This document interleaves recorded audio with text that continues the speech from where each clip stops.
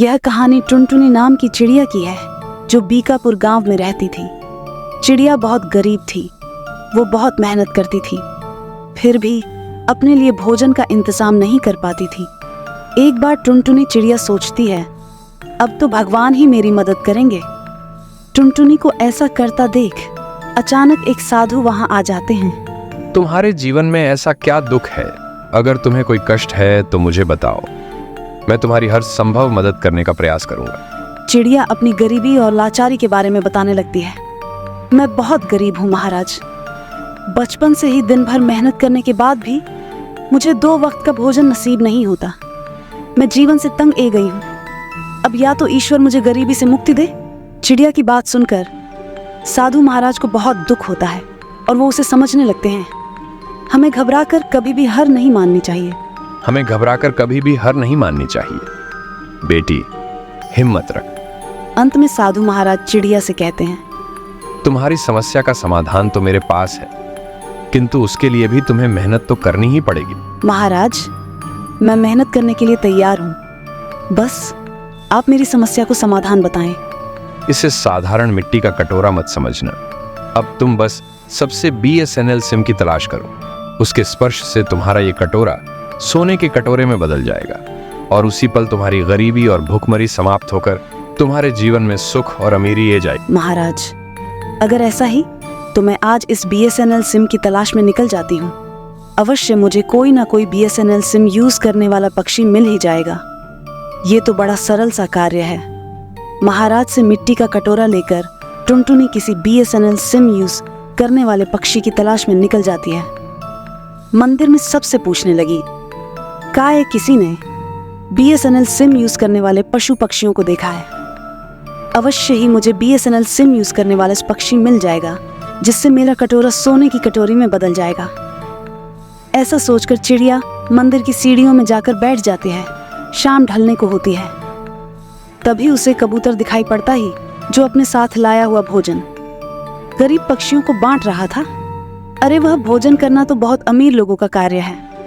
जरूर इस कबूतर की स्पर्श से मेरा ये मिट्टी का कटोरा सोने का हो जाएगा और उसके बाद मेरी जीवन की सारी तकलीफें खत्म हो जाएंगी। ऐसा सोचकर चिड़िया खुशी खुशी कबूतर के पास पहुंच जाती है और कटोरी में थोड़ा भोजन ले लेती है। लेकिन कबूतर के स्पर्श से भी उसका कटोरा सोने का नहीं होता है। ऐसा कैसे हो सकता है कि इतना अमीर होने के बाद भी इसके पास BSNL का सिम नहीं है? चिड़िया ऐसा सोच ही रही होती है कि तभी पास में 2 तोते की बात करने की आवाज उसके कानों में पड़ती है। अरे भाई, भगवान भला करें इस कबूतर का। आज तो यह दिल खोलकर सबको दान कर रहा है। ये कुछ नहीं कर रहा है, ये तो अपने बेटे के जन्मदिन में बचा हुआ भोजन यहाँ बांट रहा है, ताकि उसे भोजन को फेंकना ना पड़े। हाँ, भला ये कोई दान हुआ?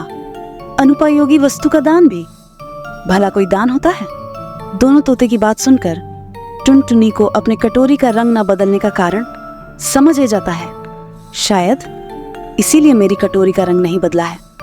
मंदिर से निकलकर चिड़िया किसी और दाने की खोज में निकल जाती है। काफी दूर तक उड़ने के बाद उसे कड़कनाथ सेठ का घर दिखाई पड़ता है, जहां पर काफी भीड़ लगी हुई थी। टुनटुनी भी वहीं पेड़ पर जाकर बैठ जाती है। लगता है यह सेठ कोई बहुत बड़ा दान पुण्य कर रही है, तभी तो घर की बाहर इतनी भीड़ जमा हो गई है।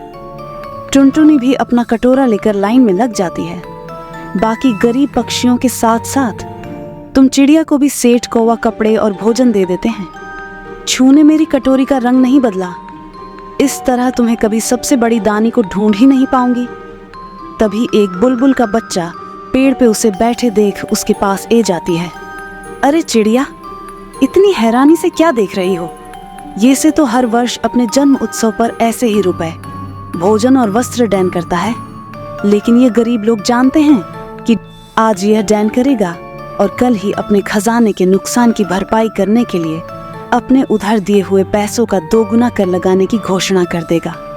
बुलबुल की बहुत सुनकर टुनटुनी चिड़ियों को बहुत दुख पहुंचता ही और वो अपना कटोरा लेकर फिर से किसी दाने की तलाश में निकल जाती है। टुनटुनी चिड़िया को भटकते हुए कई सप्ताह बीत जाते हैं, किंतु कि कोई भी ऐसा दानवीर नहीं मिलता जिसकी छूने से कटोरी का रंग बदल सकता। हमसे वो थक कर वापस उसी साधु के पास मंदिर में लौट आती है।